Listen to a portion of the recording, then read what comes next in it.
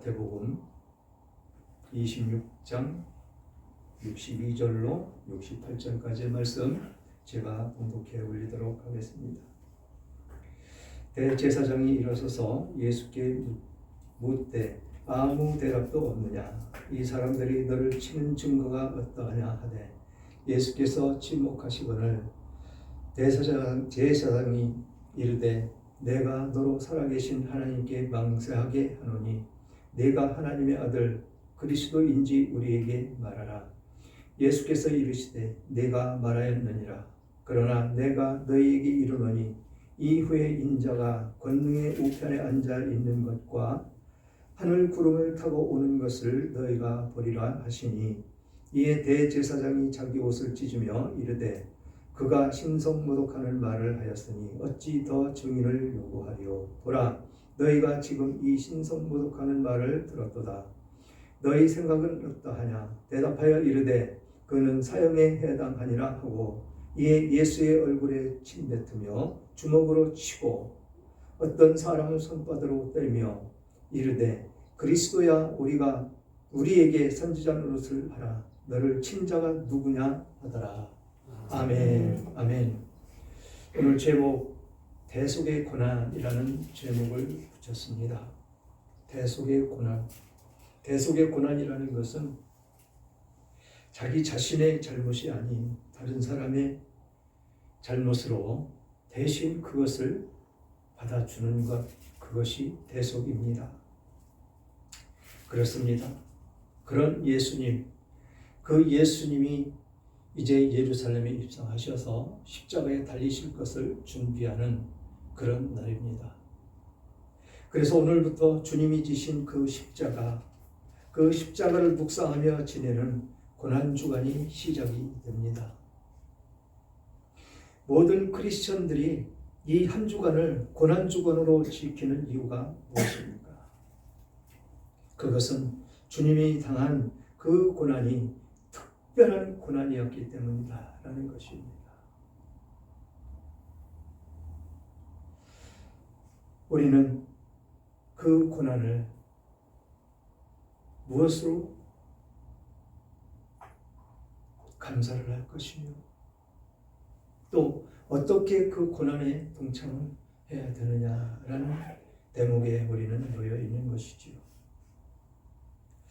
그러나 이 세상 가운데 있는 우리들이 당하는 그 고난도 여러 가지가 있습니다. 대부분 경제적인 이유로 당하는 고난이 많이 있지요. 즉 가난 때문에 겪는 고난이 있는가 하면 질병으로 인한 고난도 있고 갑자기 예기치 못한 그 사고로 당하는 고난도 있다라는 것입니다. 우리가 살아가면서 복잡한 세상, 그 세상 가운데에서 사고 없이 하루를 지낸다는 것은 참으로 감사해야 될 일인 것입니다. 하루에도 교통사고를 당하는 사람이 얼마나 많이 있습니까? 하루에도 병들어서 고생하는 사람들이 있고 사고로, 교통사고로, 재해로 고난과 고통 속에 있는 사람과 죽어가는 사람도 너무도 많이 있습니다. 그렇게 보면 하루하루를 무사고 무병으로 건강하게 지낸다는 것은 얼마나 감사한 일인지 모릅니다. 이렇게 인간은 고난과 함께 살아야 하는 것이 인생의 삶인지도 모릅니다. 그러나 우리 주님이 당하신 고난은 우리가 일상생활에서 당하는 그런 고난이 아니었다는 것이죠. 주님이 당한 고난은 특별한 고난이었었다는 것입니다. 그 주님이 당한 고난은 대속의 고난이었고 이 대속의 고난이란 대신받는 고난, 그것을 의미하고 있는데 자신이 받지 않을 고난임에도 불구하고 대신 그 고난을 받았다는 바로 그것인 것입니다. 즉 우리의 잘못으로 인한 고난이 아니었고 자기 자신이 잘못한 그런 고난이 아니었다라는 것이죠. 다른 사람들의 죄를 위한 그런 고난이었다라는 것입니다. 다른 사람이 누구일까요? 바로 저와 여러분들인 것입니다. 세상에서 이런 고난을 당하는 경우는 없습니다. 물론 엄마가 자녀를 위해서는 이런 고난도 대신 짊어질 수 있는 그런 어머니가 있는 것이지요. 그런 어머니의 마음, 하나님께서는 그런 사랑을, 어머니와 똑같은 그런 사랑을 우리에게 베푸셨다라는 것입니다. 이것이 이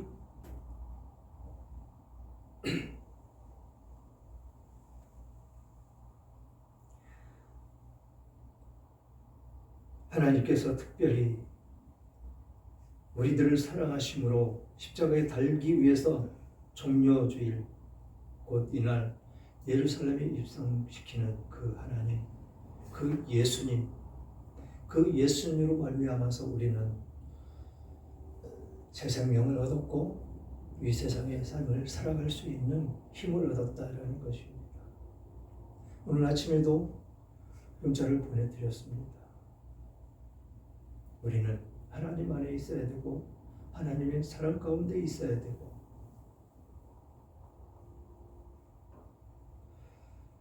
그런 과정 가운데 대적마귀는 우는 사자와 같이 우리들을 예배를 드리지 못하게 하려고 끝없이 입 벌리고 쫓아다니는 그런 과정 가운데 있다라고 문자를 보내드렸습니다. 그것을 이겨야 우리는 승리할 수가 있는 것이죠.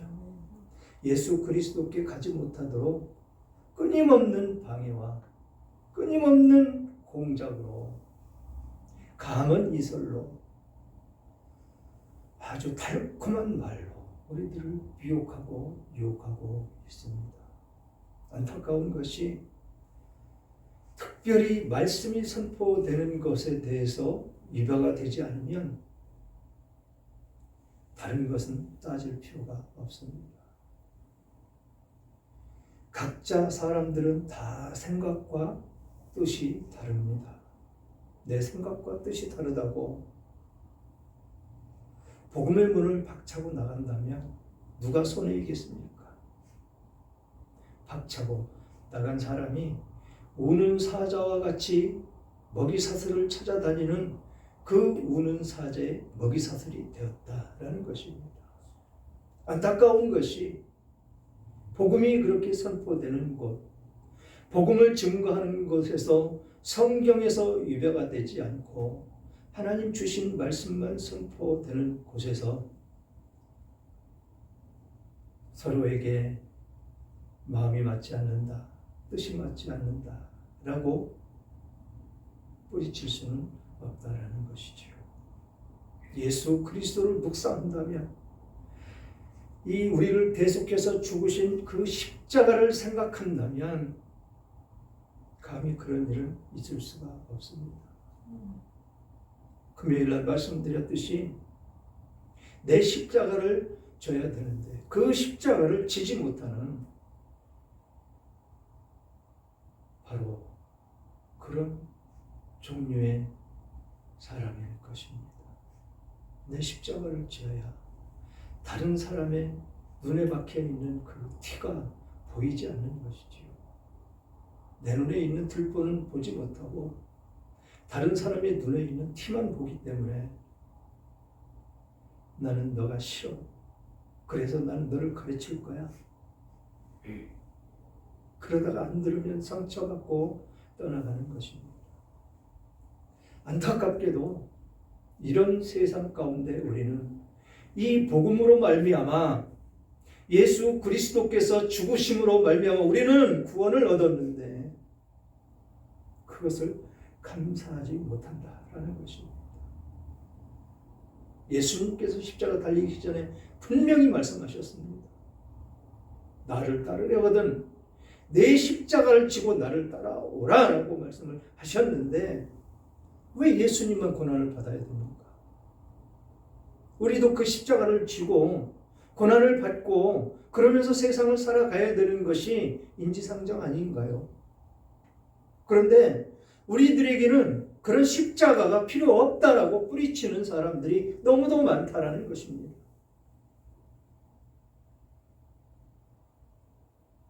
이것이 현 시대 속에 있는 예수 그리스도를 믿는 이 대한민국이다라는 것입니다.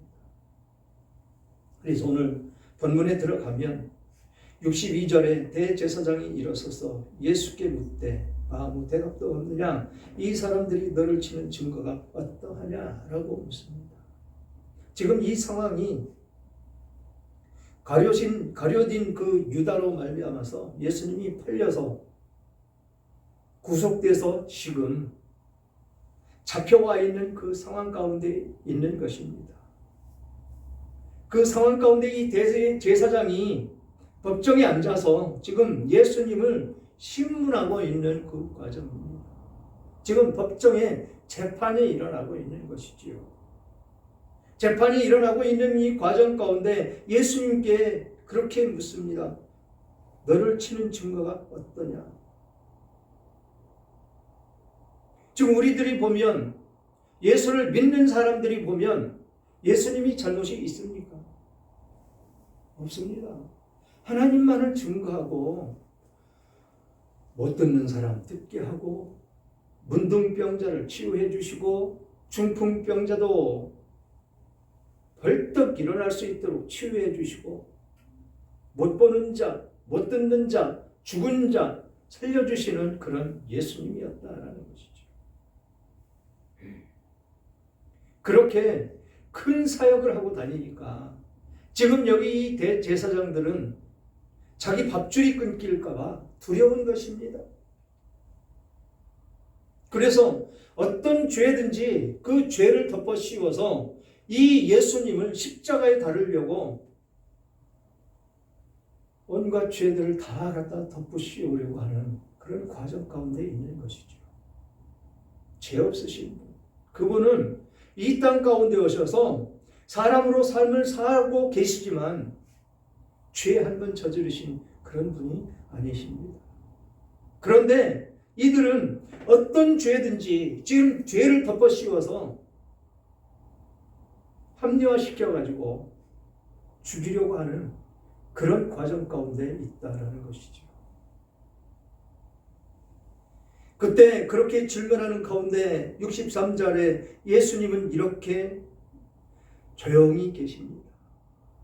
예수께서 침묵하시거늘 대제사장이 이르되 내가 너로 살아계신 하나님께 맹세하게 하노니 내가 하나님의 아들 그리스도인지 우리에게 말하라. 예수님은 침묵하십니다. 잘잘못을 따지지 않습니다. 그러나 우리는 어떻습니까? 조금만 나에게 공격이 오면 그것을 대갚아주지 않으면 안 되죠. 화가 머리끝까지 침으로 오릅니다. 참을 수가 없습니다. 그러나 지금 예수님은 침묵하고 계시다는 것입니다. 아무 말씀 없고 대꾸도 하지 않고 대적도 하지 않고 그렇게 침묵하고 계시는 이 예수님의 성품을 우리는 닮으라고 예수님은 끊임없이 말씀을 하고 있는 것이죠. 그러면 침묵하고 있으면 내 잘못은 아무것도 없는데 누가 그것을 인정해주고 파헤쳐줍니까? 하나님께서 해주시죠. 하나님께서 다 알고 계십니다. 그래서 하나님께서 재판장도 주관하실 것이고 그럴 것인데 우리들은 내 자아가 살아있어서 십자가를 진다고는 하지만 온전한 십자가를 지지 않음으로 말미암아 내 자아가 꿈틀꿈틀 살아 역사하는 그런 과정 가운데 있다는 것이죠. 그렇게 예수님이 침묵하고 있을 때 대제사장이 하나님께 맹세하게 하고 하나님의 아들을 그리스도인지 우리에게 말하라 라고 이야기를 합니다. 그때 예수님은 진실된 이야기이니까 말씀을 하십니다. 예수께서 이르시되 네가 말하였느니라. 그러나 내가 너에게 이르노니 이후에 인자가 권능의 우편에 앉아 있는 것과 하늘 구름을 타고 오는 것을 너희가 보리라 하시니. 맞다라는 것입니다. 맞다. 하나님의 아들 그리스도다. 내가 너희들이 고대하며 기다리던 그런 그리스도라고 말씀을 하고 있는 것입니다. 그러면서 권능의 우편에 앉아 있는 것과 지금 그 권능자가 누구십니까? 하나님 우편에 앉아 계신 예수님. 그것을 예언하고 계십니다. 권능의 우편에 앉아 계셔서 우리를 위해 기도하고 계신 그 예수님. 그것을 말씀하고 계신 것이지요. 그리고 마지막 때 이 세상 심판하는 세상 끝날 그날 이 예수님은 구름을 타고 오실 것입니다. 여기서 예언하신 것과 같이 똑같이 구름 타고 우리들이 눈으로 보는 그 과정 가운데 오신다고 한 그대로 오실 것입니다. 그렇게 말씀을 드리자 제사장이 화가 머리끝까지 납니다. 이에 대제사장이 자기 옷을 찢으며 이르되 그가 신성모독하는 말을 하였으니 어찌 더 증인을 요구하리요. 보라, 너희가 지금 이 신성모독하는 하는 말을 들었도다. 지금 자신이 그리스도라고 했다고 신성모독이라고 합니다. 구약에 그렇게 나열이 되어 있는데 이 성경 66권 전체는 모두 다 예수 그리스도를 예표한 말씀입니다. 창세기부터 계시록까지 이르러 예수 그리스도를 예표하는 말씀은 하나도 없습니다. 그런데 지금 이 대제사장이나 서기관들, 이들은 성경을 딸딸딸딸 외우는 사람들입니다. 물론 구약 성경만이겠지만, 그런데 그 과정 가운데 예수 그리스도가 어떻게 오실 것이고 어떻게 오셔서 무엇을 어떻게 할 것인지를 낱낱이 기록이 되어 있는데 보는 눈이 없다라는 것입니다. 보는 눈이. 깨달아지는 마음이 없다라는 것입니다. 이 예수님으로 말미암아서 자기들의 그 직이 위태로워지는 것, 그것밖에는 보여지는 것이 없다라는 것입니다. 자기들이 대신해서 짐승을 잡고 기도해줘야 그 사람들이 나를 존경할 것인데 지금 예수님께 다 돌이켜서 떠나가고 있습니다. 지금 자기들이 존경을 받고 높임을 받고 그래야 되는 그런 상황 가운데에서 예수 그리스도의 사역을 보고 그 사람들이 다 지금 떠나가고 있다는 것입니다. 그렇게 떠나가면 나의 밥줄은 끊길 것이고 나의 밥줄이 끊기면 나는 무엇을 먹고 살고 사람들이 나를 존대하고 나를 칭송하고 나를 따르는 그 사람들이 다 떠나가면 나는 공허하고 나는 아무것도 없을 것인데 라는 그런 생각을 가지고 이 예수를 죽여버려야 되는 그런 모의를 하면서 지금 사람들을 현혹하고 미혹하고 있다는 거죠. 그렇게 현혹하고 미혹하는 그 과정을 누가 역사를 합니까? 그런 생각이 조금만 들어간다면 바로 사단이 들어가서 역사를 한다는 것이죠. 사단이 들어가서 역사하면 변하지 않습니다. 사람들 절대로 변하지 않습니다. 지금 우리나라 상황을 한번 보십시오. 변화의 모습이 있는지 전혀 없습니다. 시정을 받은 사람들이, 감옥에 가 있어야 될 사람들이 머리를 들고 국회의원이 되겠다고, 이게 나라입니까? 죄인이,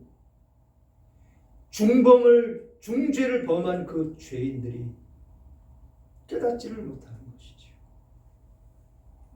그렇듯이 지금 이 상황과 비슷하다라는 것입니다. 이 대제사장들, 서기관들, 바리새인들 모두 똑같다라는 것입니다. 예수님을 바라보지 못하고 예수님이 무엇인지 누구인지 깨닫지도 못하고 압니다. 알아도 그것을 부인해버리는 것이 이들의 모습이다라는 것이죠. 그가 그리스도임을 안다라는 것입니다. 안다. 3일 만에 부활했을 때, 그때 거짓말로 그것을 지키고 있던 그 간수들을 돈으로 매수해서 어떻게 합니까? 절대로 소문내지 말라고. 그가 역시 그리스도였구나라고 인정을 하면서도 절대로 그는 그리스도가 아니고 다른 사람들이 그 묘에 들어가서 시신을 옮겼다라고 그렇게 거짓말을 시킨 것이 바로 이 사람들이다라는 것입니다. 그러면서 너희 생각은 어떠하냐? 대답하여 이르되 그는 사형에 해당하리라 하니라 하고 이에 예수의 얼굴에 침 뱉으며 주먹으로 치고 어떤 사람은 손바닥으로 때리며, 참 하나님이 이런 멸시를 받았습니다. 이런 천대를 받았습니다. 침뱉음을 당했습니다. 우리들이라면, 제가 지금 여기 앉아있는데 예수 믿지 않는 사람들이 와서 발길질하고 뺨을 때리고 침뱉는다면 제가 참고 가만히 있을 수가 있을까 하는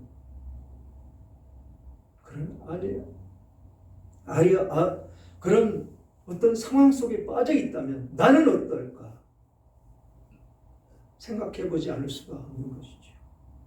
그렇지만 예수님은 그들에게 대적한 걸 하지 않습니다. 겸손한 예수님, 십자가를 지신 예수님, 그게 바로 나를 사랑하신 나의 아버지, 나의 그리스도다라는 것입니다. 그러면서 그들은 이렇게 비아냥거리죠. 이르되 그리스도야 우리에게 선지자 노릇을 하라. 너를 친 자가 누구냐 하더라. 이게 세상 사람들의 모습이다라는 것이죠. 이것이 세상 사람들의 모습.